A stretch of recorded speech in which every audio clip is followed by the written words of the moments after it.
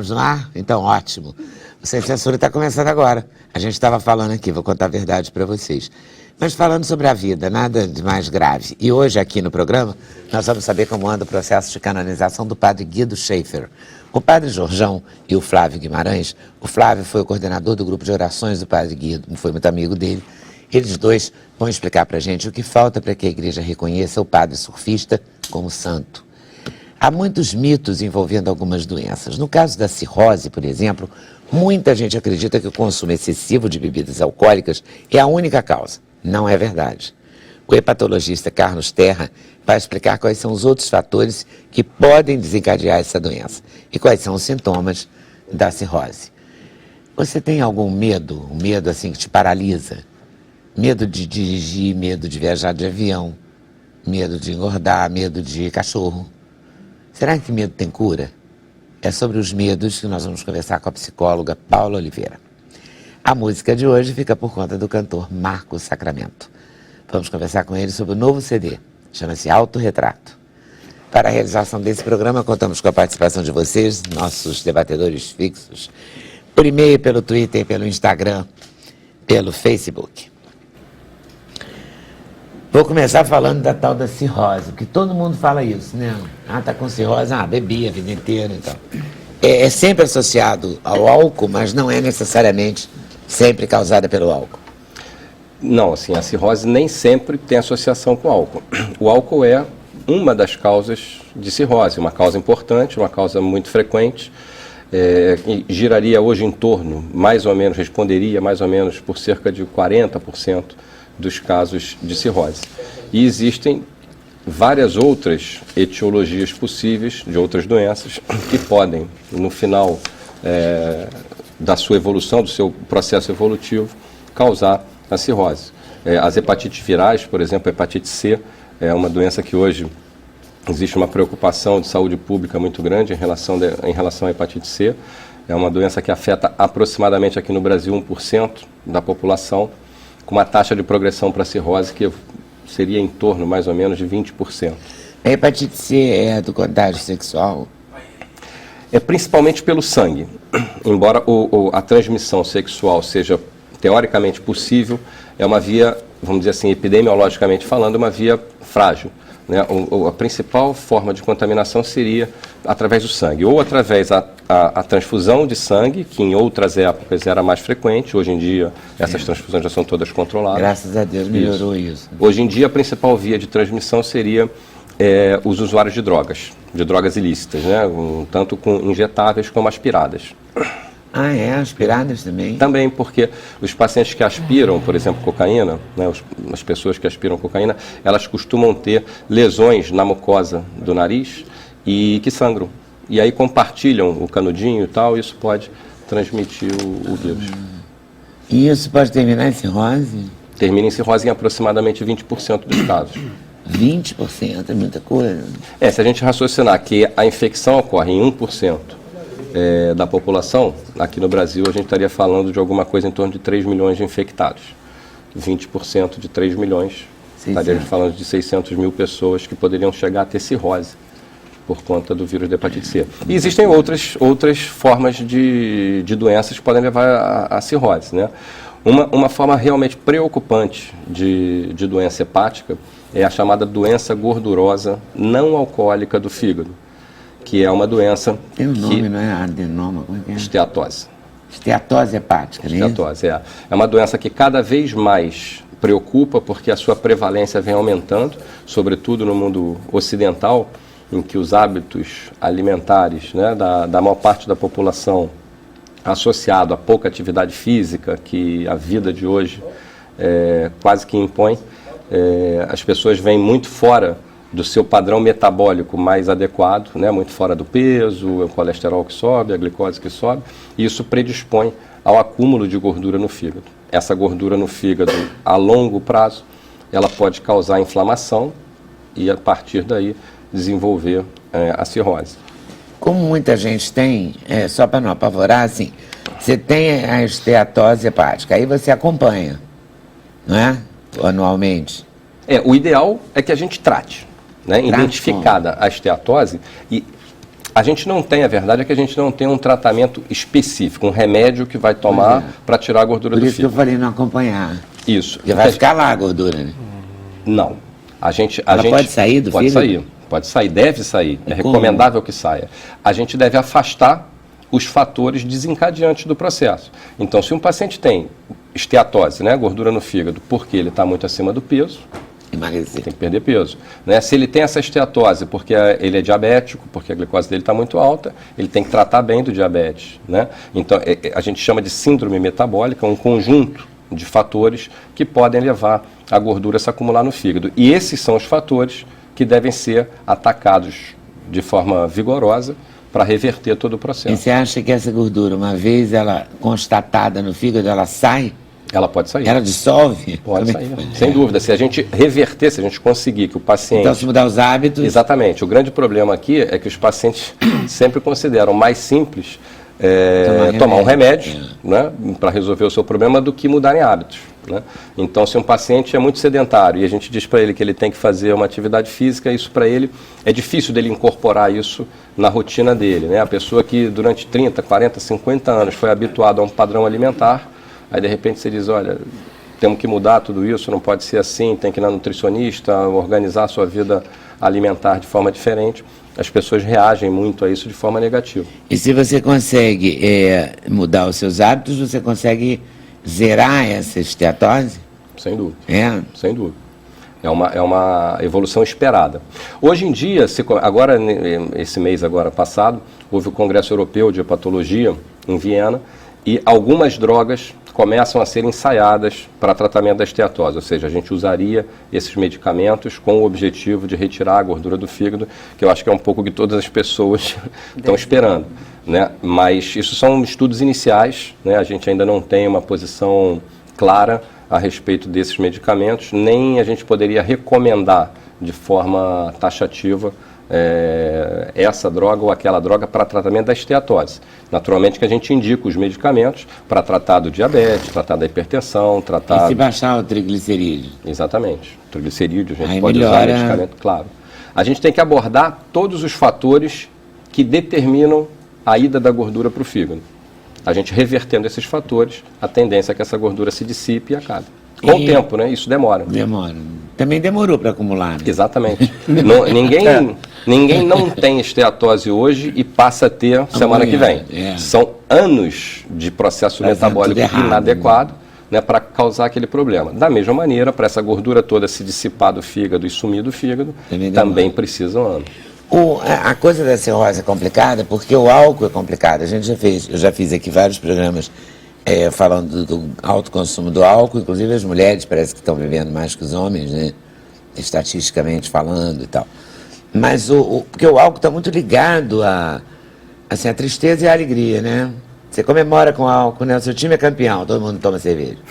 Você vai ao carnaval, vai dançar, né? Toma cerveja. Você está falando de cerveja como o símbolo de uma bebida. Mas aí vem vinho, champanhe, uísque, cachaça, tudo. Aí se você está triste, você também toma para ficar mais alegrinho. E com isso as pessoas andam vivendo muito, né?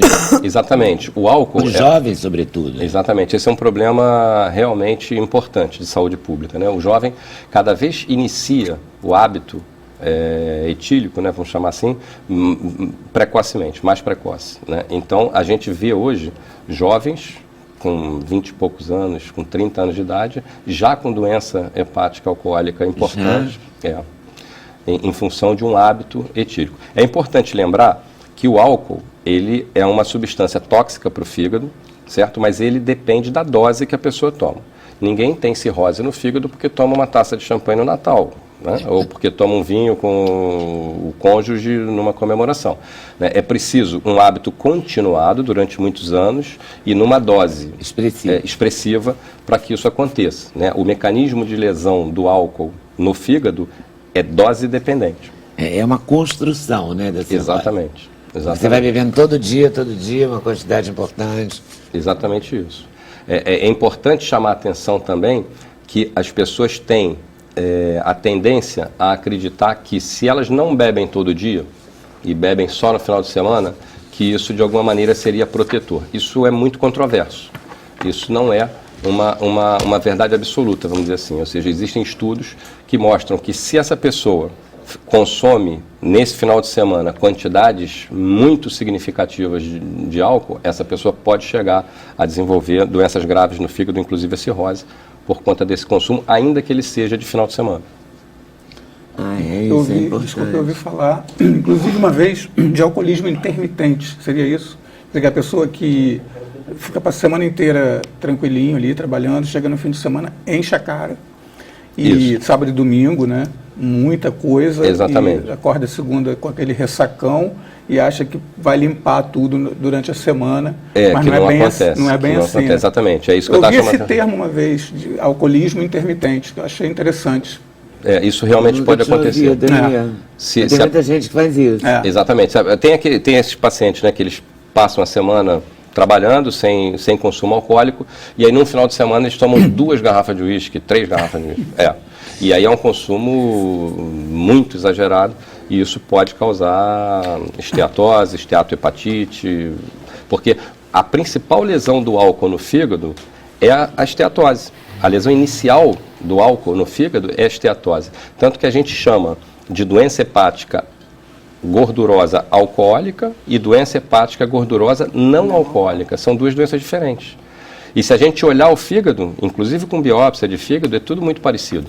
A doença se parece muito, só que o paciente bebe muito, tem um hábito etílico importante, e no outro caso não. É aquela síndrome metabólica que a gente estava falando há pouco, que é a responsável pelo problema. Que loucura. Eu fico que você falou dos jovens, me preocupa porque os jovens estão bebendo muito. Hoje em dia se diz que numa festa de aniversário, uma festa assim grande de 15 anos, tem organizador de festa que não aceita mais fazer sem ambulância na porta. O ideal seria sem álcool, né? A lei manda fazer sem álcool. Recentemente em São Paulo... Eu já entrevistei mesmo gente que... eu esqueci o nome agora do organizador de festa, mas é uma profissão, o cerimonialista. Do cerimonialista, de falar, não faço festa de 15 anos sem uma ambulância perto. Recentemente Porque em São Paulo saiu na mídia, inclusive, não sei se vocês acompanharam, um rapaz jovem, 20 e poucos anos, que numa festa de calouros, de faculdade e tal, de universidade, bebeu até morrer. Bebeu até morrer. Bebeu não sei quantas vodkas. arritmia cardíaca, né? Juntamente com ele provavelmente a utilização deprimiu o sistema nervoso central e teve problemas respiratórios. Pela quantidade do álcool, pela quantidade ingerido, de álcool, né? Esse é um problema. E essa mistura que a Paula lembrou bem do energético. Porque outro dia eu fiquei impressionada, conversando sobre álcool, sobre bebida e tal, que a quantidade de álcool, eu falei, eu não posso tomar saquê, eu comentei com alguém. Aí a pessoa disse, não é que você não pode tomar saquê, porque saquê engana muito. Porque vem naquele quadradinho, aí você tomar um cálice de saquê é diferente. Você tomar 2 cálices aqui, não. Mas se você tomar 2 baldinhos daquele, você toma, sei lá, 6 cálices. Uma quantidade muito grande de álcool. Não é? Porque é muito aquela vasilhinha dos restaurantes japoneses, bonitinho pra caramba, mas tem álcool pra caramba ali. Exatamente. Isso aqui também tem uma quantidade, né? Um teor alcoólico. Alcoólico alto. Esse é um outro mito que é interessante chamar a atenção, né? O problema da bebida alcoólica é o álcool, é a quantidade de álcool que se consome. Né? Ou seja, não faz nenhuma diferença se a pessoa bebe cerveja, se a pessoa bebe vinho, se ela bebe cachaça, uísque, ou o que seja. Desde que a quantidade de álcool seja igual, e naturalmente, para a gente tomar a mesma quantidade de álcool de uma garrafa de uísque, nós vamos ter que tomar uma quantidade que eu não sei calcular aqui de cerveja. Muito mais alta. Nós temos que tomar um volume muito maior. Mas desde que o consumo alcoólico seja o mesmo, o risco de desenvolver a doença é exatamente igual. O problema é a quantidade de álcool. E a cirrose é pré-cancerígena? Ou ela é um câncer? Não, ela não é um câncer, mas é uma lesão que pode ser considerada pré-cancerígena.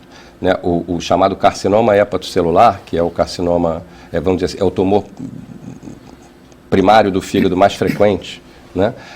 Ele ocorre quase que exclusivamente em fígados cirróticos. Em torno mais ou menos de 85% a 90% dos casos de carcinoma hepatocelular são de ocorrência em fígados cirróticos. É muito raro encontrar o carcinoma hepatocelular num fígado não cirrótico. Então, a cirrose é considerada uma lesão pré-cancerígena e, como tal, merece acompanhamento periódico com realização de determinados exames, ultrassonografia e tal, para a gente ir rastreando a presença, né, o surgimento do carcinoma. É a mesma coisa para a esteatose hepática, não?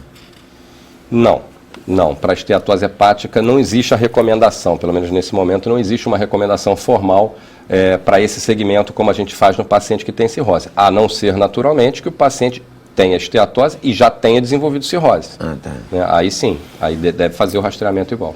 Doutor Carlos, essa questão até que eu levantei anteriormente do energético, eu vi uma reportagem há pouco tempo falando justamente sobre a utilização dos jovens, muitos jovens, mistura, né? da mistura da vodka com energético, ou a própria cerveja com energético e outras com energético. Aí, eles fizeram uma pesquisa, não lembro qual foi o canal, que eles mediram a pressão, aumenta a arritmia, dá uma arritmia cardíaca, aumenta a pressão, alguns abaixam a pressão, aí tem uma diferenciação. Mas a questão o energético, juntamente com a bebida alcoólica, potencializa o efeito do álcool, aumenta esse nível alcoólico, de fato, ele somente potencializa a reação alcoólica, tipo, a pessoa fica mais bêbada, entre aspas, né, mais rápido. Olha, Paulo, eu te diria que, assim, de forma genérica, eu diria que não. Porque ele não é alcoólico, né? Então seria assim, somente... generalizar energético, exatamente o que é energético, isso pode ser perigoso. Né? Na verdade, assim... Tem alto índice de cafeína, né? Tem muita cafeína. Esses energéticos, chamados energéticos, né? Eles costumam colocar substâncias com muita cafeína. Né? Mas, assim, eu desconheço que exista qualquer relação de você tomar cafeína, por exemplo, ou esses chamados energéticos, e isso aumentar o risco da lesão hepática. Né? O que importa, na verdade, é, em primeiro lugar, a dose do álcool que você toma e, naturalmente, a sua própria predisposição genética. Há pessoas que tomam quantidades muito altas de álcool, muito elevadas de álcool, não chegam a desenvolver doença nenhuma, enquanto outras com quantidades menores podem desenvolver cirrose. Isso depende muito da genética de cada um. Também desenvolvem a cirrose, né? Como outras que nem utilizam álcool desenvolvem a cirrose. Tudo tem a genética envolvida, né? Mas também tem o hábito e o cuidado pessoal. Né? Claro. Vou voltar aí daqui a pouquinho com alguma dúvida. Ô Paulo, essa história do medo de cachorro, vamos confessar, Flávio? Então vamos confessar, eu e o Flávio estávamos antes do programa entrar no ar, entramos falando por isso, confessando nossos medos para a Paula, que não é o padre Jorjão, mas a gente estava confessando para a psicóloga que a gente tem medo de cachorro, que não chega a ser um pecado. Né? Claro que não. Só é um desconforto. Né? Bom, o que acontece? O medo, ele existem duas questões, né? Duas vertentes das pesquisas sobre medo. Uns falam que o medo é inato, né? Uma emoção que nasce conosco, e outra vertente fala que o medo é aprendido. Então, óbvio que nós temos o nosso medo inato, que é o medo da preservação da espécie, que é aquele medo de morrer. Se você vê um predador grandão, um urso, né? Um leão vindo na sua direção com aquele bocão, você vai sair correndo, você vai ter reações que eu já vou explicar do medo. Então, o medo, esse seria o inato, né? Agora, nós temos o medo aprendido. O medo de dirigir pode ser um medo aprendido, ele não é um medo inato. O medo de altura, ele até pode ser considerado um pouco inato, né? Porque você está lá no alto, você fala, pô, se eu cair, eu morro. Mas ele não é tanto, porque se você botar um bebê para engatinhar aqui, que começou a engatinhar, ele vai até a ponta e pluft. Ele cai ali no chão. Porque ele não tem medo. Aí, como ele caiu, ele aprendeu. Ele falou, opa, se eu andar, entendeu, em um lugar um pouquinho mais alto e eu cair, eu aprendo, então me dá medo. Então, ele fica, da próxima vez, ele fica.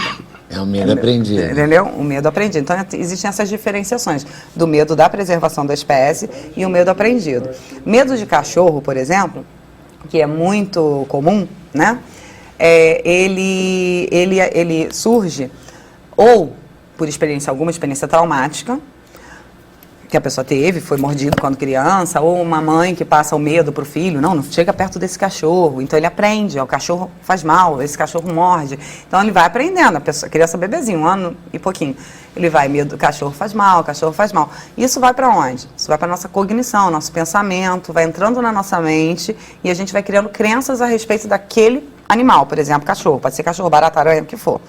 Nós vamos criando crenças. Então, a partir do momento que a gente cria uma crença, Eu sou terapeuta cognitivo-comportamental. Então, crença é das coisas que a gente mais tenta modificar. Porque a crença, ela é modificável. Não é crença relacionada à fé, tá? São crenças relacionadas aos nossos pensamentos, à nossa vida, às coisas que a gente acredita. Então, se eu acredito que o cachorro faz mal, isso para mim é uma crença, isso é uma verdade. Então, ele vai me morder, ele vai me fazer mal. Entendeu? Então, a partir do momento que a gente começa a trabalhar, por que ele vai te fazer mal? Quem te garante que ele vai te fazer mal? Entendeu? Como que você descobriu esse seu medo? Da onde surgiu? Vamos tentar descobrir por que você tem medo de cachorro. E aí, na terapia cognitivo-comportamental, a gente vai trabalhando cada passo, né, de enfrentamento do medo. Porque não existe outra forma de perder o medo se não for enfrentando ele. Se é o medo de altura, vai ter que enfrentar o medo de altura. Como que se enfrenta? Se é medo de dirigir, vai ter que enfrentar o medo de dirigir. Medo de voar. Também vai ter que toma enfrentar. logo um remédio para dormir. Tem gente que toma, Então, os medos a gente tem que enfrentar. Não tem modo nenhum de perder medo se não for enfrentando. Não existe outra forma. Vamos dar um remédio, só esse aí, né? Então, não, esse aí tô brincando. Os dopadores lá que você dorme. Eu estava no avião, nem lembro. Vencer aquele período.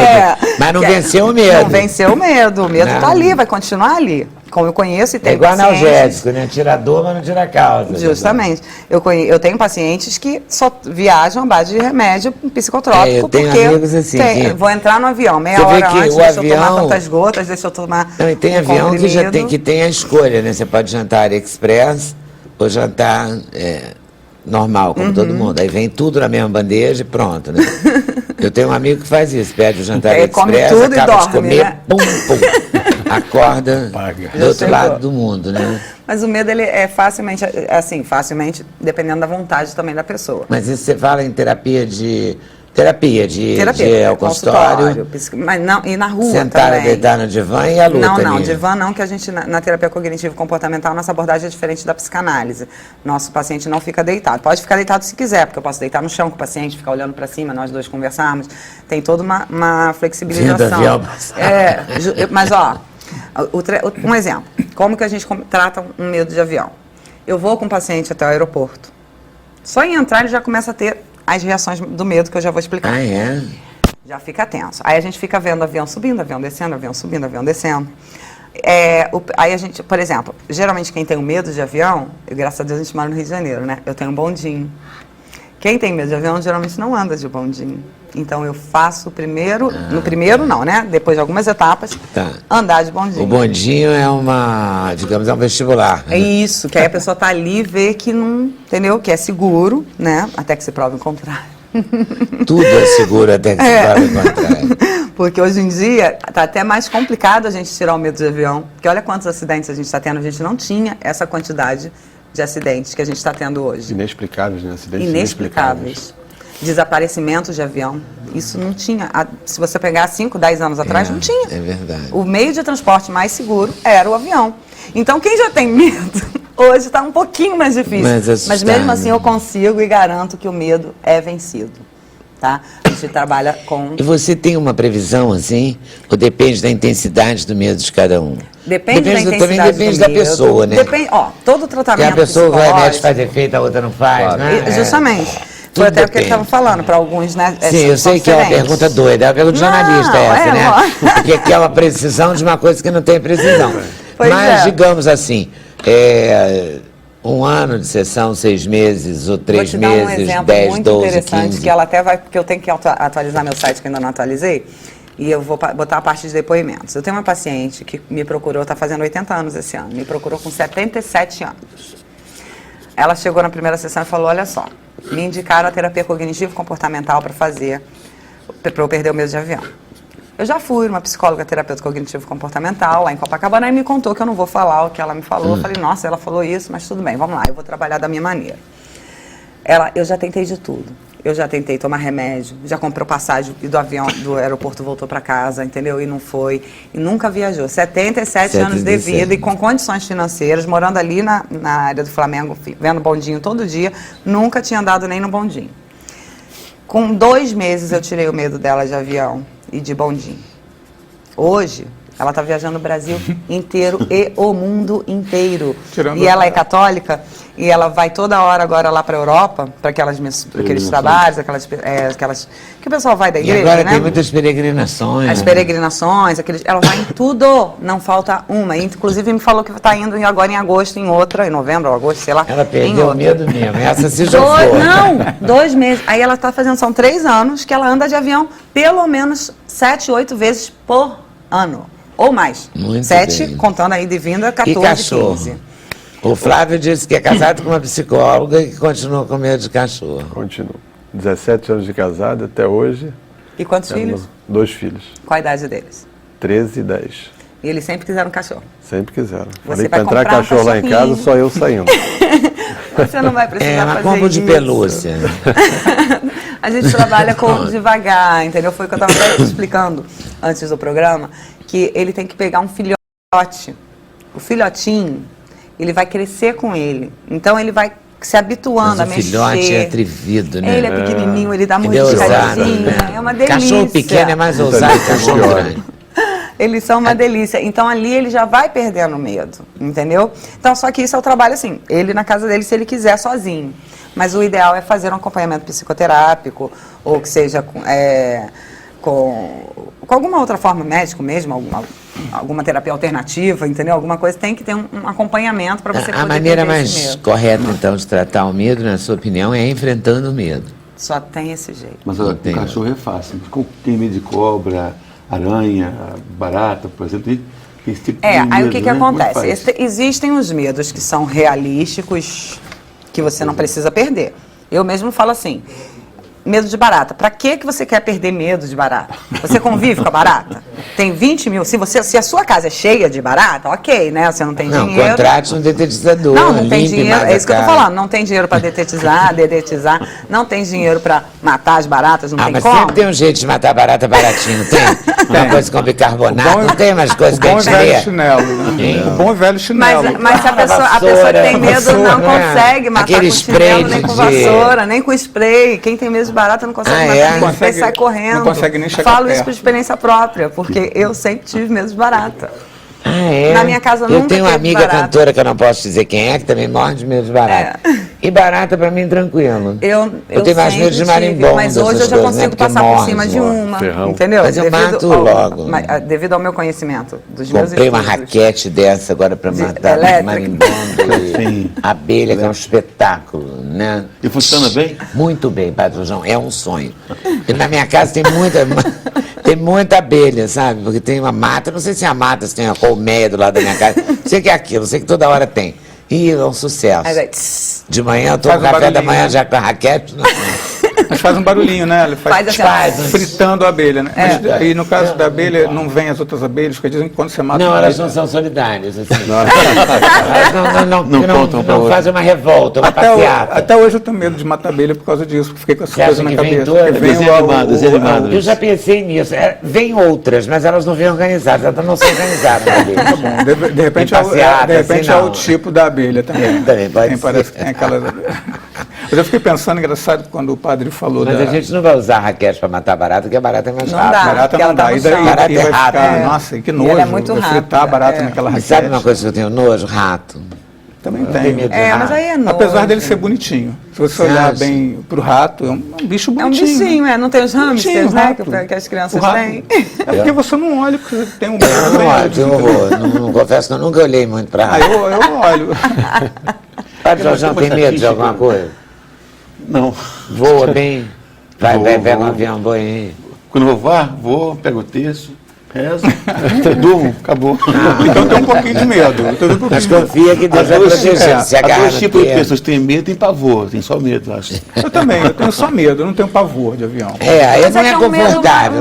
um medo normal. Normal. É um medo normal, mas É, não existe é o que vira assim. patológico, aí vai pra fobia, né? É, que aí e já aí a é pessoa- fobia mesmo, é transtorno, entendeu? quando- Fobias específicas que a gente chama. Uma Faz o... estatística, Leda, de qual o medo mais recorrente, assim, existe, não? Olha, há tempos era o de avião, né? Mas como barateou a passagem, acho que o pessoal começou a enfrentar mesmo assim, entendeu? Tá barato, eu vou de avião. Antigamente era avião, Porque tem mas medo- a maioria é cachorro Tem mesmo. medo de cobra é fácil, não tem cobra andando na rua. Justamente. Aranha também é difícil você ver. Justamente. Mais barato. Cachorro, então, é difícil. Muito Mas difícil. assim, nos Estados Unidos, aqui no Brasil não é praticado. Até acredito que seja proibido, eu não estou lembrando agora. Mas eles fazem a gente chama de inundação. O que é inundação? Você conversa com a pessoa umas 3 sessões apenas e fala, vou te colocar numa sala cheia de cachorro.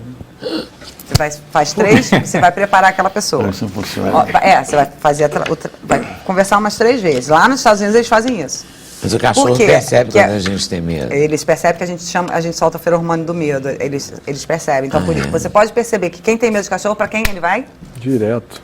Ele vai direto. Porque quando a gente tá com medo, a gente solta alguns. O doutor deve saber qual que é, né? Eu não lembro agora. Mas a gente tem os Sinceramente, Os feromônios. feromônios do cachorro. Não, ele Não, só os sabe vendo feromônios, do a parte fígado. dos feromônios, só entende do fígado. Os feromônios, a gente tem tanto o feromônio da sexualidade, mas também tem o do medo. Então, quando você demonstra medo, você solta esse feromônio, que é um Eu cheirinho não que a sei gente qual é o não feromônio, mas eu sente. tenho certeza que solta, porque, não é? Eu solto. Cachorro vem Ele logo... vai direto na pessoa logo que se tem mexe medo. comigo. Você entram 10 pessoas na sua casa. Uma tem medo, ela vai te disfarçando assim, eu vou ficar por trás de você, tá? Aonde que o cachorro vai? Lá.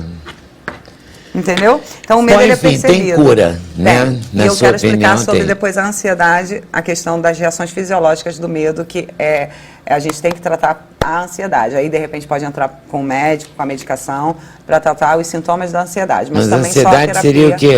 A ansiedade é a mãe dos medos, né? Que ela é a...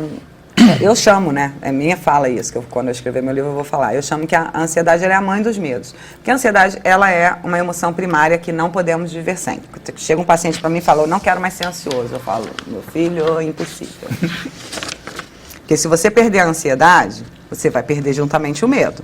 Então você vai andar assim, entendeu? Vai ser atropelado.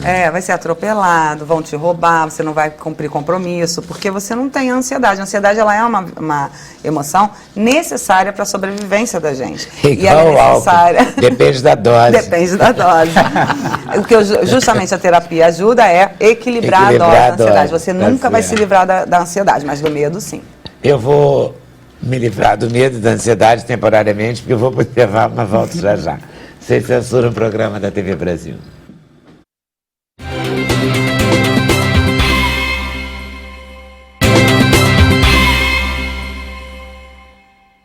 Um momento incrível, esse momento vai ser. Com a palavra, Marcos Sacramento. Tudo bom, Leda? Tudo bem. Tranquilo. É o seguinte, no intervalo, depois dessa dose de cirrose e dessa conversa sobre o álcool, falamos do medo, veio o intervalo e Marcos Sacramento contou que abandonou o álcool há exatos 15 anos. Um pouquinho mais, né? Uma vitória espetacular, assim. Naquele ano, naquele glorioso ano de 2000, que a gente achava que o mundo ia acabar, né? De certa forma o mundo deu uma derrubada para mim, assim. E aí eu assumi a minha condição de alcoólatra, né? Bebendo muito. E aí quando eu vi que eu não tinha condição de parar sozinho, porque é difícil para o alcoólatra, né? A gente falou aqui com o Dr. Carlos, alcoolismo é uma doença, né? E eu fui aprender nos Alcoólicos Anônimos que alcoolismo é uma doença catalogada, inclusive, pela Organização Mundial de Saúde, né? E é preciso tratar disso como tal, né? Como uma doença mesmo, né? Em vez de ficar tapando o sol com a peneira, né? Na realidade é uma doença que está atingindo cada vez mais a juventude, né? Neguinho está bebendo cada vez mais cedo. E eu me dei muito bem, porque eu aceitei a minha condição de alcoólatra, né? Porque a gente precisa, o primeiro passo é esse, né? Você aceitar que você é dependente, né? Dependente do primeiro gole, quer dizer, a gente costuma falar lá o primeiro gole, eu achava que o que me deixava maluco, doente, era a segunda garrafa de uísque ou a 49ª garrafa de cerveja, mas na realidade era o primeiro gole, né? Que eu não conseguia evitar. Então eu hoje estou com 15 anos de sobriedade, muito bem vividos, né? Estou super feliz de estar sóbrio, de não depender mais de beber álcool, né? Não sou contra álcool, não sou contra quem bebe, né? Muito pelo contrário, acho que o mundo seria chatíssimo sem álcool, né? As doses... E o mundo ficou chatíssimo para você? Ou você segurou Absolutamente, bem? absolutamente não. No início é um choque, né? Porque é uma mudança uma de mudança, hábito. uma vida inteira. Eu parei de beber com 40 anos, né? No ano 2000. Então era uma vida já inteira de dedicada ao ato de beber, né? Tudo que eu fazia era bebendo. E foi muito difícil, mas no início, né, mas com acompanhamento do meu grupo de apoio, né, dos Alcoólicos Anônimos, eu estou falando isso aqui abertamente, assim, em público, porque para mim não tem nenhum problema, né, a obra Alcoólicos Anônimos, ela não é anônima, né, os membros são anônimos, mas eu quebro o meu anonimato sem problema nenhum, porque eu acho que isso é importante para quem está assistindo o programa agora. Ter você como se tiver, referência. tiver aí deitado mal, ruim, todo ferrado, Saber sem saber que é possível sair saber que é dessa, possível, né? É né? possível você se levantar e procurar ajuda, né?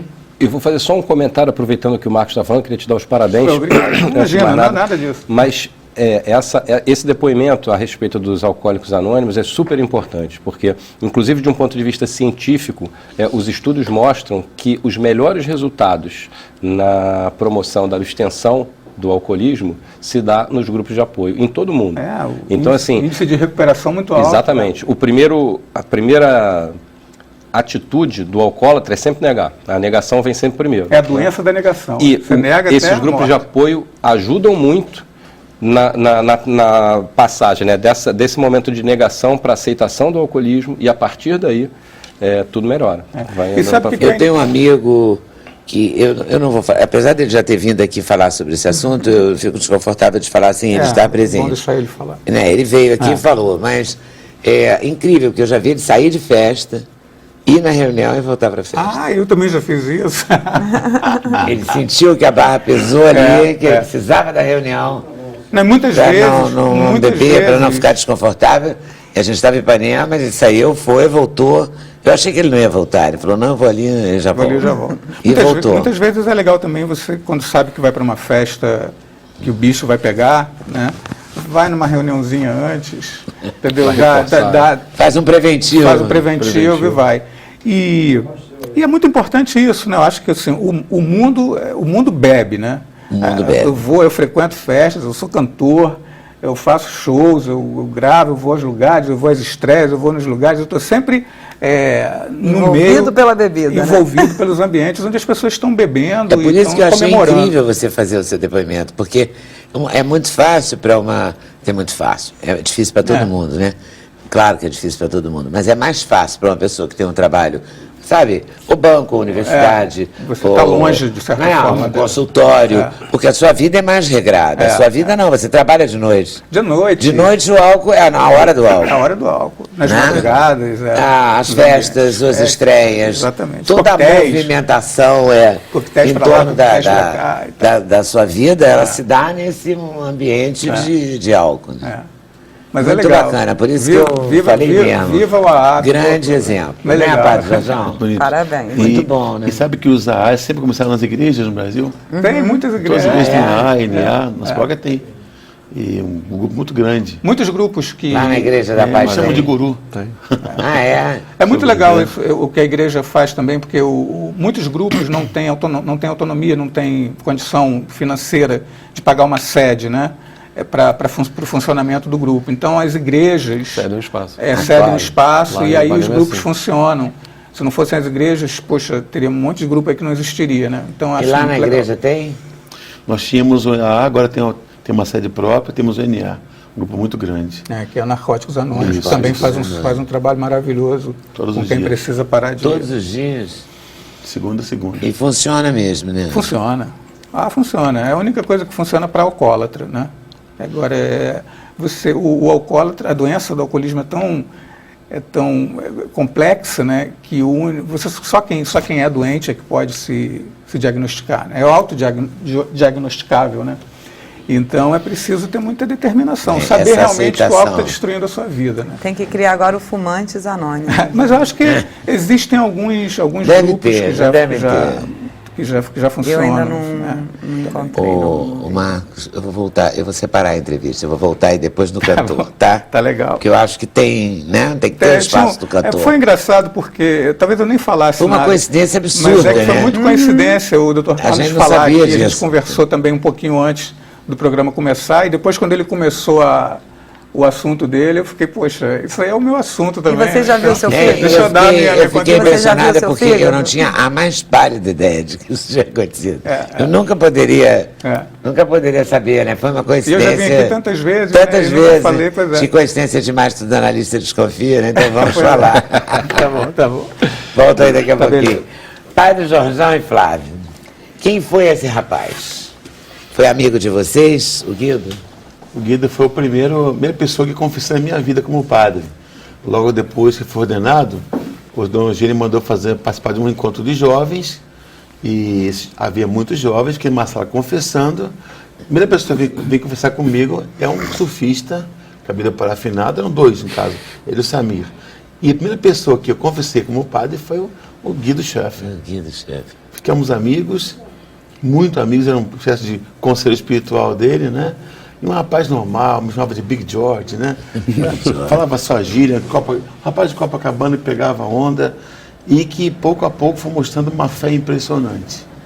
Um jovem cheio de vida, de alegria, de vontade de viver. E aí você entusiasta. escreveu esse livro, que tem textos dele.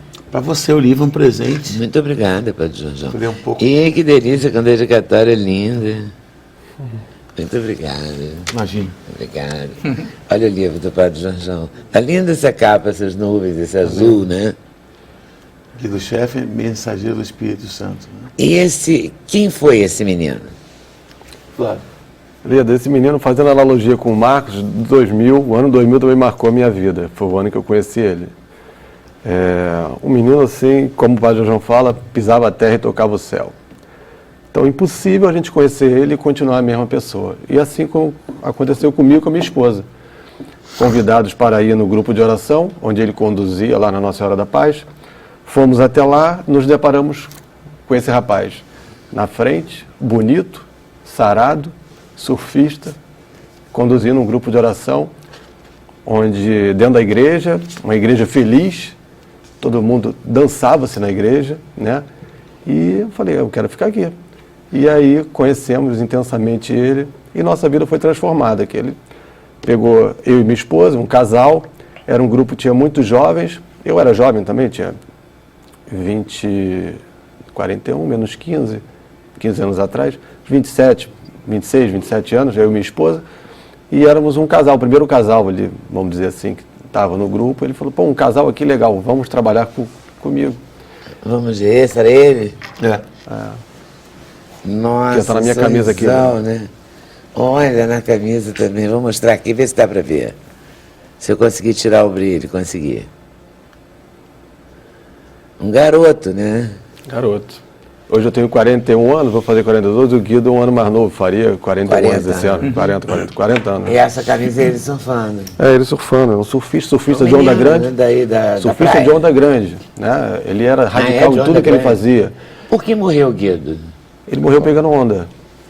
No dia 1º de maio de 2009, ele já era seminarista, estava no seminário, e numa licença do seminário, foi para casa, colegas nossos do grupo convidaram ele para ir pegar onda na Praia da Barra, e ele foi.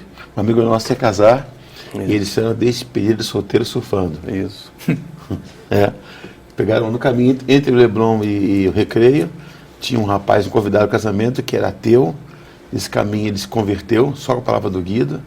Foram pegar onda, rezaram, e ele foi vítima aqui, da prancha bateu aqui na segunda vértebra dele. E era um dia de mar pequeno, vamos dizer assim, na linguagem do surfista. Ele surfista de onda grande, né? Quase inexplicável, né? Então... Ele perdeu a prancha na onda? Não, a prancha bateu A aqui. prancha bateu. A prancha dele mesmo? A prancha dele, E aí ele desacordou, aí os amigos que estavam lá no local acudiram, levaram para a areia, ele morreu a caminho do hospital, se eu não me engano. O Guido amava o mar. Quando criança queria ser salva-vidas. Morava em Copacabana, amava o mar. Depois, adolescente, queria ser médico. E formou-se em medicina. O pai era médico, a avó eram médicos. E quando jovem, quis ser padre. a vida inteira quis salvar almas. Eu conheci o Guido, ele estava namorando, depois ficou noivo, e um dia ele sentiu uma vocação maior, de querer ser padre. Mas antes disso, como médico, uma vida impressionante. Ele tinha um médico excelente, que tocava os médicos todos, e o coração dos médicos. Os doentes procuravam o Guido com o maior carinho, na Santa Casa, cuidava dos mais pobres, e tinha um carinho especial para os moradores de rua, os mendigos.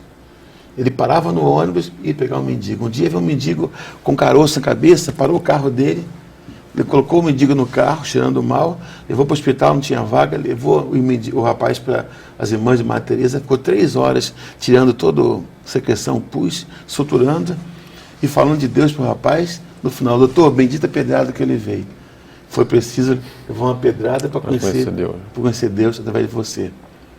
Um dia estava uma missa campal, né?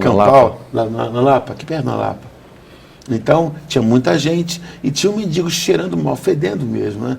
Bêbado, aquela coisa toda, xingando, e todo mundo, cala a boca, vai para lá, aquela coisa toda. Quando começou a missa, ele ficou mais nervoso ainda, e um dado momento chegou um palavrão daqueles. Houve gente que queria em cima brigar com o mendigo, alguém veio correndo e abraçou o mendigo e chamou pelo nome. Marcelo. Quando aquele rapaz, alguém chamou pelo nome, disse, doutor Guido, meu médico, agora eu sei que Deus existe mesmo. E com a missa inteira rezando, cantando, tranquilo, as pessoas que estavam com raiva do mendigo ficaram com vergonha. O Guido não apenas abraçou aquele rapaz achando mal, sabia, conhecia o nome dele, conhecia a vida dele. Esse rapaz é uma coisa impressionante, o Guido, né? O amor que ele tinha com os pobres, com moradores de rua, ele dava plantão nas irmãs de Madre Teresa, ele tinha uma palavra, ele tinha dons impressionantes, inclusive. No último dia, primeiro, fez 6 anos que ele morreu, foram 2 padres. Um disse, olha, um dia eu encontrei com ele na rua e falou, você é o Guido? Sim. Olha, você não vai ser economista, não. Você vai ser padre. Ele nem conhecia o rapaz. E outro, um rapaz que ele falou, doutor Guido, você vai ser padre, não vai ser advogado. Ele tinha os dons e de profunda oração. Passava a noite de oração com os jovens rezando na capela do Colégio São Paulo, lá na Vila Soto. Ano Novo, de Copacabana, passava em oração, mas um jovem alegre, que pegava onda, gostava de trilha, subia montanhas, gostava de esporte, um atleta, né? E que nada diferente de jovem comum. Os jovens, quando ele foi se seminário ser padre, os sofistas, mas que é, Guido? Você fica sem namorado, sem mulher, que negócio é esse? E ele começava a explicar para eles como é tão normal. Os caras, pô, maneiro, Guido, legal. Ele quase não chegou a instituir, mas ele ia instituir um campeonato de surf no seminário. Para os seminaristas que queriam aprender a pegar onda, ele ia se dispor a ensinar e ia fazer um campeonato. Então. Porque, aliás, é um esporte muito saudável e muito ligado à vida. É muito possível que o seminarista se dê muito bem no surf. Porque acorda cedíssimo. Não bebe. É tudo voltado. Contato com a natureza. Não bebe, não come coisa pesada, né? Mas ele é muito focado na saúde. É um atleta. É um atleta, mas o surfista é muito ligado a isso, a natureza, né? O sol, a onda. E ele dizia que eu estava dentro do mar, lembra? E ele entrou para o seminário com 29 anos, né? Chegou a ser noivo. Quando eu conheci ele na igreja, ele tinha uma namorada, daí evoluiu para um noivado e ele resolveu entrar para o seminário. Então essa paixão dele pelo mar, como o padre falava, é interessante, que eu fui da Marinha há bastante tempo, só 23 anos. E uma das últimas atividades minha na Marinha, eu fui chefe de operações do navio que vai para a Antártica. Então eu conheço a Antártica, fui 2 expedições de 6 meses. E 6 meses, 6 meses dentro de um navio. 2 vezes? 2 vezes, por 2 vezes. Então, somando, deu 1 ano de Antártica. Então, entre a primeira expedição e a segunda, eu estava aqui no Rio, e aí convidei o Guido para ir lá em casa. Eu morava no Leme, ele em Copacabana, para ele ver o filme da Antártica. A gente fez a viagem e produzimos um filme. E o filme é super interessante, que mostra o mar revolto do Estreito de Drake, que separa a Antártica da América do Sul, dito o pior mar do mundo, né? Então tinha aqueles filmes do navio entrando na onda e cobrindo o navio. Então eu falei, o Guido vai gostar disso aqui. Gosta de mar, gosta de onda grande. Falei, Guido, vem aqui em casa ver o filme da Antártica. Isso foi em 2008, final de 2008. E aí ele foi. E aí chegamos lá e fizemos um lanche lá. O interessante é que ligamos para ele morava perto de Copacabana, bastava pegar um táxi, rapidinho estaria lá. E o Guido nada de chegar, nada de chegar. Aí chegou lá, não, eu vim andando, rezando o terço. Então, ele não perdia tempo para estar em sintonia com Deus. Então, ele veio andando de Copacabana, da Hilário de Gouveia, onde ele morava mais ou menos, até a minha casa. Chegam lá, fizemos um lanche, na hora de ir embora, minha esposa com muito medo, porque eu ia viajar de novo, e ela ia me encontrar no Natal e no Ano Novo com os meus filhos pequenos, um tinha 3, outro tinha 5 por aí, e ela muito medo de avião. Então, esse medo ela tem até hoje. Mas, para encontrar o marido na Antártica, longe de casa bastante tempo, vamos lá, superar o medo. E assim ela fez. Só que aí, aproveitando a presença do Guido ali, Guido, como é que eu faço? Eu tenho muito medo, eu vou encontrar meu marido na Antártica. Como é que eu faço? Tenho muito medo de avião. Mas, Jorge, você tem medo de quê? Tem medo de morrer. Jorge, medo de morrer. O cristão não pode ter medo de morrer. Morrer, a gente vai ver Deus face a face. Para com isso. Aí ele falou, Guido, mas você tem contato direto com ele. Eu não tenho. Eu tenho que batalhar muito ainda. Ele falou, Jorge, morrer para mim é Cristo, viver para mim é lucro. Foi a frase dele. Uma das últimas, acho que foi a última frase que eu ouvi dele, porque dali ele estava no elevador para ir embora. E quando eu voltei da Antártica, o navio estava chegando, foi o falecimento dele. Eu não estava aqui na missa de corpo presente dele, estava no 7º dia. Eu estava chegando no Brasil. Então, assim, Fortíssima frase, repete ela. Eu estou emocionado. Viver para mim é Cristo, morrer para mim é lucro. Então, ele, como uma pessoa, um santo, não podia ouvir da Georgia, minha esposa, ter medo de morrer, porque morrer eu vou ver Deus face a face, isso é a glória. Passei o dia mais feliz da minha vida, ele fala.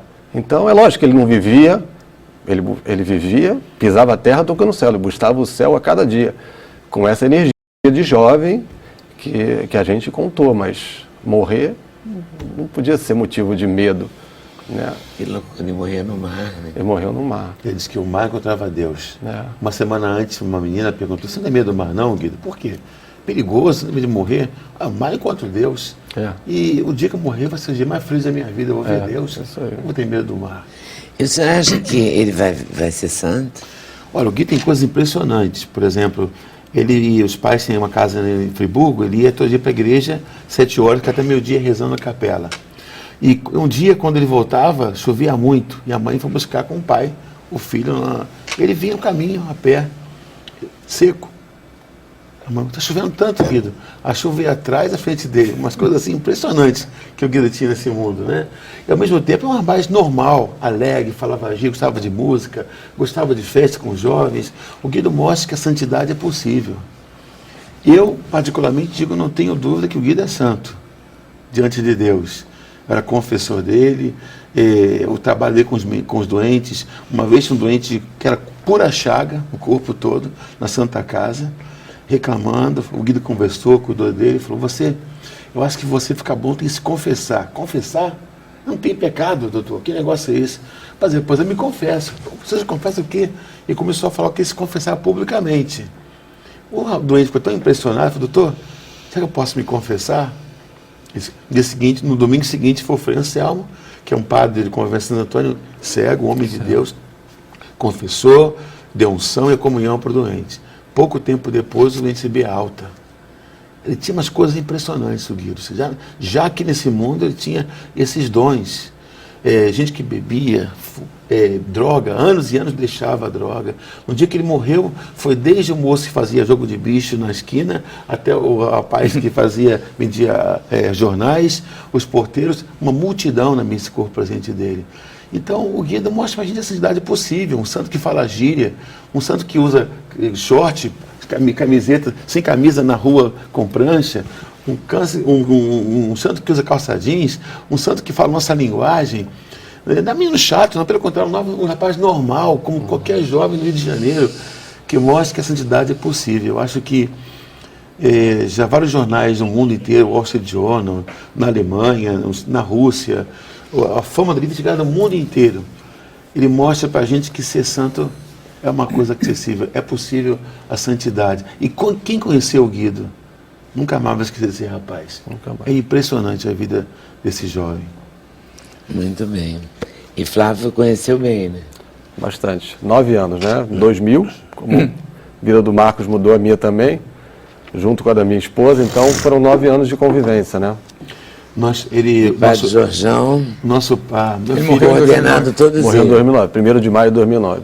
o nosso pároco, 1º de maio. Fez 6 anos agora. Monsenhor Manuel, da Paróquia da Paz, recebeu na paróquia os restos mortais do Guido, as relíquias do Guido. Então, todos os dias, a multidão que vai lá rezar, há um livro de não sei quantas páginas de pessoas que colocam graças. Em 3 meses, tem uns 3 livros, sei quantas, 500 páginas. Todo mundo assina, testemunhos, pedidos, ação de graças. E acho que o pastor vai andar muito rápido, porque realmente... E o caminho qual é? O caminho é daí, Assim. se pede para ser santo. Primeiro, Quer dizer, depois, os amigos pedem. quando a como pessoa é. morre com fama e santidades, a igreja espera no mínimo 5 anos para ver se aquilo não é fogo de palha, se continua fama e santidade. No caso do Guido, muita gente ao cemitério rezava, pedia graças a ele, havia placas de agradecimentos.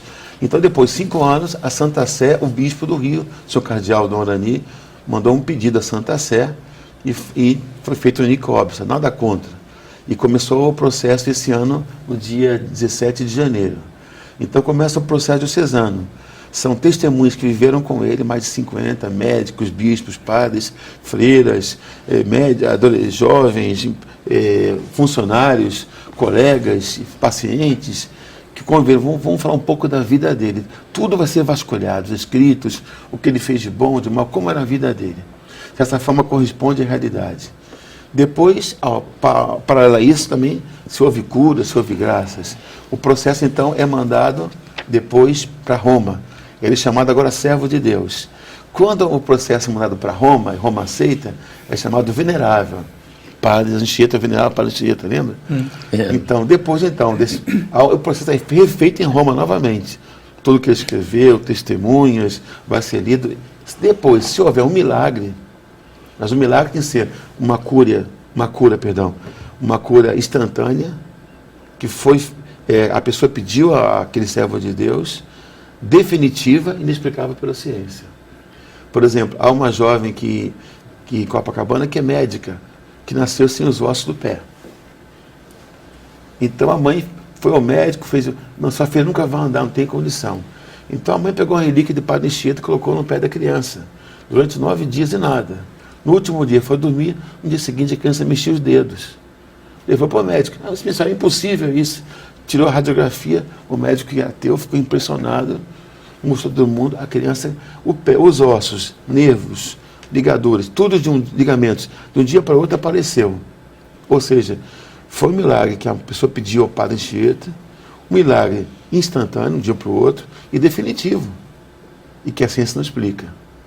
Então, quando vem então o milagre... É isso que como que coroa Exato. a possibilidade do padre. Para alguém ser santo, tem que ter uma assinatura. A assinatura é essa. Né? A assinatura não é do Papa, é de Deus. O milagre é a assinatura de Deus. Então vamos Eu aguardar. Eu acho que vale a pena conhecer um pouco da vida desse jovem. Vou ler seu livro. Um jovem que ele trabalhava na comunidade de favela e os bandidos pediam a bênção a ele, pediam oração para ele. Não, vai perigoso, que nada, Deus está comigo. Era um rapaz impressionante. Era um carioca mesmo. Corajoso carioca, sem medo. Volta aí daqui a pouquinho, tá, Tá bom, tá bom. João? Tá, Flávio? Tá bom.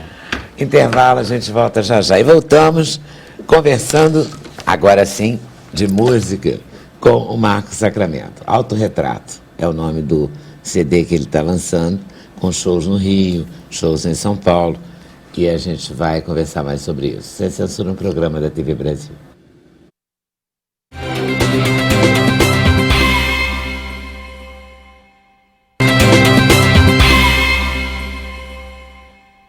Trabalho autoral, pegada pop, direção de Silvia Machete, participações especiais de Zé Paulo Becker, e de convidado surpresa.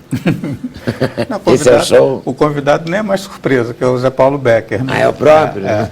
E a direção da Silvia Machete. Interessante essa direção, deve ter sido. Interessantíssimo, não faço a menor ideia do que vai acontecer. Mas Isso é uma maravilha. confio nela. O CD é autorretrato mesmo, assim? Autorretrato, o nome do CD é Autorretrato. E faz jus ao nome? Faz, acho que faz, né? Eu resolvi chamar de Autorretrato porque quando eu vi, eu tinha uma coleção de músicas inéditas, todas de minha autoria. depois de muito tempo de carreira dedicada mais ao trabalho de intérprete, né? Que na minha opinião também não deixa de ser um trabalho de composição, né? Que o intérprete acaba sendo coautor, né, das Com obras. certeza. Tem muita coisa que a gente fala. Aquela música da fulana... A não é música, dela, a não, música, aquela música da Verdade. Elis Regina, aquela música da Maria Bethânia, que não é. que não é, né? Enfim. Mas, enfim. E aí eu resolvi fazer um disco todo autoral, né? Aí só tem 3 parceiros. O próprio Zé Paulo, que assina uma música comigo chamada Carnaval. Carnaval. O Luiz Flávio Alcofre, que é músico, que toca comigo há muitos anos, que também é meu parceiro de outras músicas. E um letrista e poeta português, chamado Tiago Torres da Silva, que de vez em quando vem todo ano aqui para o Brasil, vem para o Rio de Janeiro, vem dar umas bordejadas aqui. E tem muitos parceiros aqui no Brasil. E a gente se conheceu e acabou fazendo algumas músicas. Uma delas eu gravei aí. Eu acabei fazendo um fado com uma letra dele chamada... ficou meio óbvio. Mas não é porque ele é português. Muito bom, é porque, fado às pop. vezes as pessoas assim, perguntam, não sei. é um fado pop. Primeiro que é um fado composto por mim, que não... Enfim, não sou fadista. Nem português soa, né? Nem português sou. Mas ouvi muito a minha mãe cantando fados quando eu era criança. O fado tinha uma penetração grande, Sim, né? grande. Fado, bolero, essas coisas. E aí Uma ele me mandou... colonização, né? Uma colonização ele me meio mandou uma melancólica, letra meio linda, romântica. ele me mandou uma letra linda que eu compus assim, de prima, né? E saiu, nasceu como um fado, né? Então são as 3 parcerias, as outras músicas são todas minhas e são músicas muito autobiográficas, muito autorreferentes, né? E aí quando eu vi, eu falei, esse disco vai se chamar Autorretrato. É como se eu estivesse pintando mesmo o meu autorretrato, né? E foi... De certa forma, quando você faz um disco todo autoral, você pintou esse autorretrato. Pintou o autorretrato, pois é. Foi produzido pela Obrigado Superlativa. pela minha dedicatória. Imagina. Você sempre me recebe aqui com tanto carinho. Muito obrigado. E esse disco foi uma produção da Superlativa, que é um selo que está aí entrando no mercado. E está sendo distribuído também pela Superlativa. E nós vamos estar no Teatro Rival. No glorioso Teatro Rival. Palco de Resistência. Palco de Resistência. Leal. E no dia 14 de maio, aqui nós estamos ao vivo, ou seja, quinta-feira da semana que vem, né? Exatamente. Sem ser essa quinta, agora próxima. Vou estar lá com a direção da Silvia, participação do Zé Paulo, que é um grande parceiro.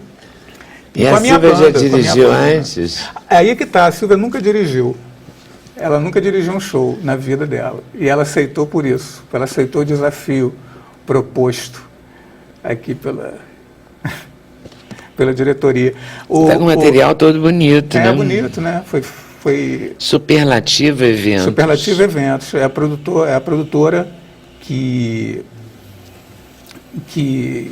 propiciou a gravação desse disco, né? Enfim. Você compôs para o disco. Aí como é que funciona isso, por exemplo? Eu tinha algumas músicas. Você tinha umas músicas que você já tinha feito, você vai fazendo outras, aí botou. Só Tira, você com quem mais? Eu sozinho, eu e os meus 2 gatinhos que moram comigo, né? Eu não tenho cachorro, mas tenho 2 gatos. Inclusive tem uma música, tem um blues meio balada que eu compus para os gatos. Minha irmã adora gato. Eu adoro também, que chama Bichos. Eu moro sozinho e Você adora moro gato? com Minha eles. irmã. Alguém tem medo de gato aqui? Não? Tem gente que tem medo de gato também, sabia? É muito bom. Eu tinha. Hoje eu Pois tenho 2 gatos. Eu tenho 2, eu fiz uma música para eles, porque eles são muito companheiros, muito bonitinhos, muito fofos, e eu sou um notívago. Meu negócio é à noite, eu fico acordado até muito tarde, trabalhando, lendo, compondo, fazendo coisas que eu gosto de fazer na madrugada, no silêncio da madrugada. É muito melhor, mas... Todas as músicas desse disco foram compostas na madrugada. E os gatos sempre em cima de mim. Companhia minha. Ali, aquele silêncio, de vez em quando um miadinho, de vez em quando uma encheção de saco para eu olhar, botar comida para eles e tal. Mas sempre comigo, sempre muito Correndo para um carinhosos. lado e para o outro, né? Nossa, o tempo todo. Gatos são carinhosos. Gatos são carinhosos, os meus são. E deitam em cima do teclado do computador. Não quer saber se você está escrevendo, se você está lendo. Deita no teclado do computador. E dono de gato que nem eu tem mania de não tirar, né? Eu saio, tá bom, fica aí no teclado, vou fazer outra coisa, quando eu volto ele saiu. Porque se você mandar sair, ele não vai sair, vai ficar chateado. Uma vez um Mas animal muito bonito. clicou uma tecla que bloqueou o teclado. Eu não sabia mais voltar, eu tive que ligar para o fabricante. Porque ele ficou tanto tempo sentado em cima do mesmo botão que bloqueia. Bloqueou. Aí você digita qualquer coisa, não aparecia. Eu falei, como que eu faço isso? Eu começo a letra da música que eu me dediquei aos gatos. Ela é assim, dengosa até o fim, sobre o meu peito. Na cama, no sofá, na mesa de trabalho, eu atrapalho às vezes. Sou eu que atrapalho ela, né? Ela fica meio chateada quando ela deita no seu lugar, teclado né? do computador e eu estou ali atrapalhando, trabalhando. E como é que você sabe que ela ficou chateada? Porque a gente entende, né? Fica assim. Tantos anos de relação. Sabe quantos anos tem a minha gata? 13. É muito tempo para um gato. E gato vive muitos anos? Não quero nem saber. Nem quero saber. Nem me conte isso. Nada, porque O deixa dia que pra lá. eu mais gosto na paróquia é uns dias, é o de São Francisco, a bênção dos animais. Legal. É uma gatada, cachorrada, passarinhada. É uma festa lá na praça, muito bonito. E tem uma... O Papa faz uma encíclica sobre os animais, sobre a natureza, ecologia, parece. Esse Papa tão, né, focado na realidade, né? Muito legal. É tem bom uma onda isso. nesse disco que é uma coisa também muito urbana, né? É um disco onde eu falo dessas situações, dessa frugalidade, né? Da minha relação com os meus gatos, a minha vida doméstica, né? Tem um samba que eu falo da observação. Eu moro em Santa Teresa, aqui no Rio de Janeiro, né? Para quem não está no Rio, um bairro central.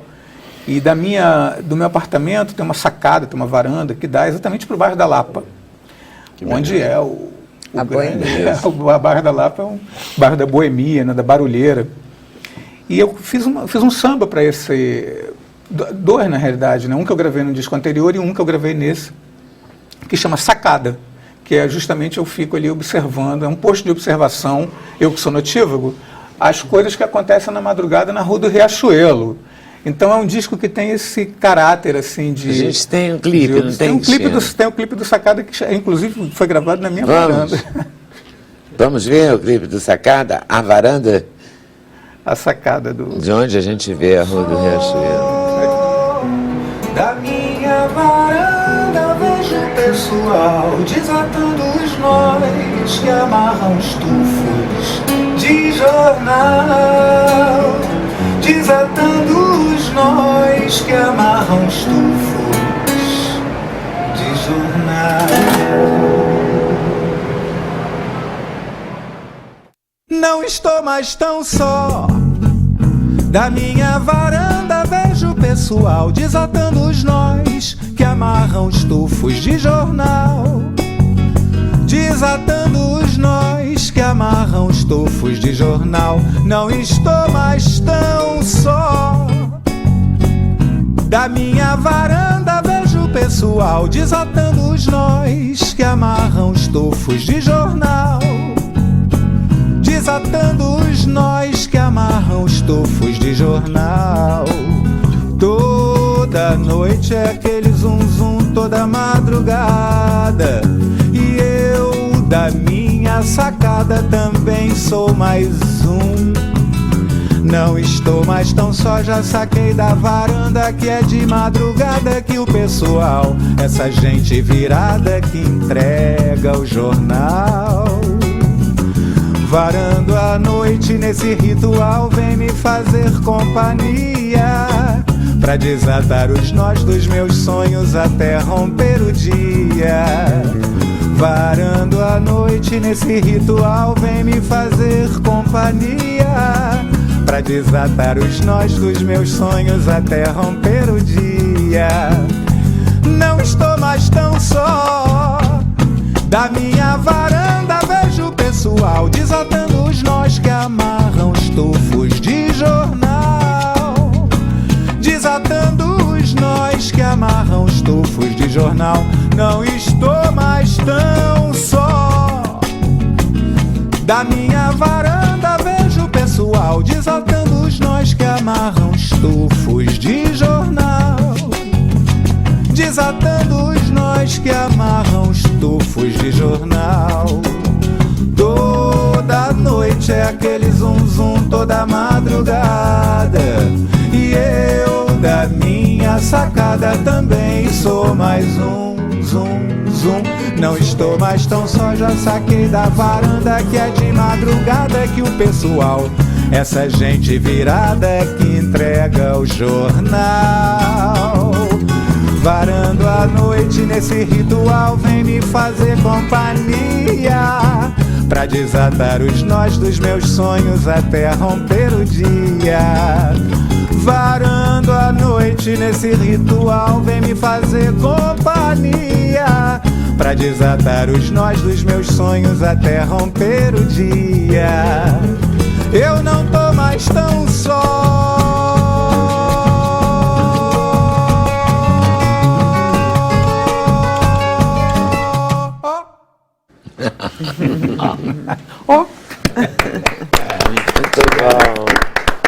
Muito bom. Deixa eu dar só o crédito desse clipe, porque esse clipe é um bom. clipe foi feito pelo Netinho Albuquerque, que vem a ser também o percussionista que toca na minha banda. Ele é um dublê de músico, um maravilhoso músico, e que também agora está se dedicando à carreira de videomaker, fazendo vídeos, Que legal. fotografia e tal. E nós fizemos isso tudo aí, produção... Eu e Netinho, sozinhos, assim, bolamos o roteiro, fizemos tudo e botamos... Ficou ótimo. No clipe que eu tenho aqui, chamado Bichos, as gatinhas aparecem? Aparecem o tempo todo. Nós vamos assistir já no outro Você acha bloco. que eu ia fazer um clipe com a música Bichos e não ia botar os meus bichinhos? Gatos, tá louca? Essas músicas todas aí, essa do clipe, essas que eu estou falando, estão todas no show do dia 14 no Rival. E estão aqui. Estão No CD disco, perto de no você. CD, nas melhores lojas do No Brasil. caso, você encontra alguma. Ainda existem algumas, né? E certamente nas que existem você vai encontrar o CD. Muito bom. Intervalo de novo, a gente volta já. Sem Censura, um programa da TV Brasil.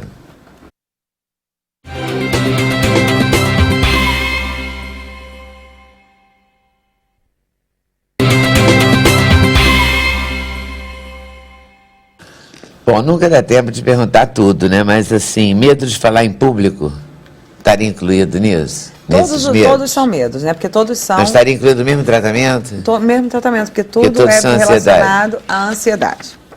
Então, a ansiedade causa o quê? Taquicardia, tremor, a perna fica tremenda, porque você fica preparado para lutar ou fugir. Ou você quer lutar, ou você quer sair correndo, ou você paralisa. É uma crise do pânico? Não chega a ser do pânico. A crise do pânico a pessoa tem medo de sair na rua, tem medo de morrer, tem medo de ter alguma coisa no meio do caminho e cair e não ser socorrida. E o principal medo é o de morrer e passar mal ou vergonha. São as questões do pânico. O medo de cobra está incluído? Né? O medo de cobra é aquele negócio, né? Você convive com cobra, você precisa perder o medo da cobra. Tem cobra na sua casa, entendeu? Aí você pode perder o medo, sim, que é da mesma forma, enfrentando.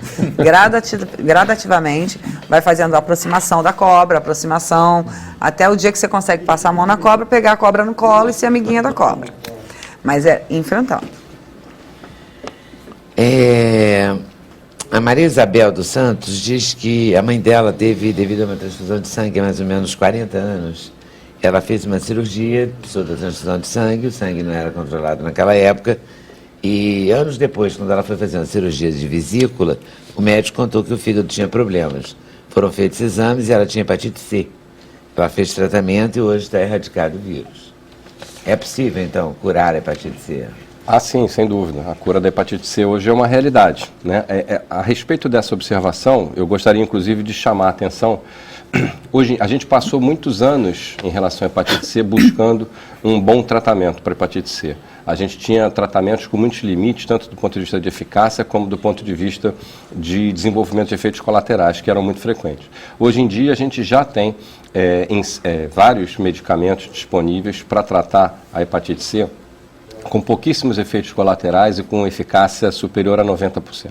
Portanto, a cura da hepatite C hoje, ela é uma realidade da prática médica, isso não tem nenhuma dúvida. Mas a detecção da hepatite C, e esse caso exemplifica bastante bem isso, é o que a gente deve buscar agora, né? Eu sugiro que todas as pessoas que vão aos seus médicos fazer os seus check-ups anuais e tal, que solicitem o marcador da hepatite C, porque a hepatite C, ela tem essa propriedade de evoluir durante muitos anos sem causar qualquer tipo de sintoma, né? E quando o paciente vai ver, casualmente, acaba detectando uma doença já muito avançada, como pode ser a cirrose.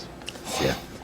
Ficou dado o recado. O recado do Padre Jorjão é sobre o Guido, o mensageiro do Espírito Santo. todo dia 22, dia que ele nasceu, às 10 horas da manhã tem missa no Estado da Paz. E você pode ir no Facebook, né? Guido Scheffer, Guido Vidal França Scheffer. Você pode notar histórias, curas, enfim, relatos também. Vale a pena. Você tem a oração do Guidinho também, rezar, pedir graça por ele, pelo Guido. E perceber que ser jovem, ser sufista, ser médico, a gente pode ser santo, né? Mostra aquela foto, daí a foto que ele Tá está aqui. pegando onda com a prancha. Tá aqui. A camisa do Flávio. Olha ele. Deixa eu mostrar aqui, que eu acho que essa vai me enquadrar melhor. Isso é diferente. A camisa do Flávio e a foto dele pegando a onda. Aliás, saindo do mar, né? Já pegou a onda. Tá certo. Muito obrigada. Marcos Sacramento, quero encerrar com Bichos. Bichos, Né? que vai... Esse é o CD do Marcos Sacramento, que vai ter show. 14 de maio, quinta-feira próxima, 19h30, no Teatro Rival. Eu, minha banda, meus músicos, direção de Silvia Machete, participação especial do grande Zé Paulo Becker. Boa tarde a vocês. Boa noite, muito obrigada por terem vindo, a vocês também. E a gente encerra com Bichos. E tem reprise sim, 2h30 da manhã. Valeu.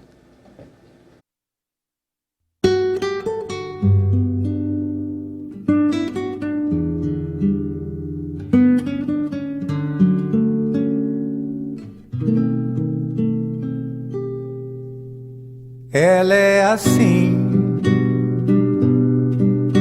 dengosa até o fim, sobre meu peito, na cama, no sofá, no chão, na mesa de trabalho, eu atrapalho às vezes. Tanto charme, tanta luz no olhar, toda sutil, contempla a vida ali do parapeito,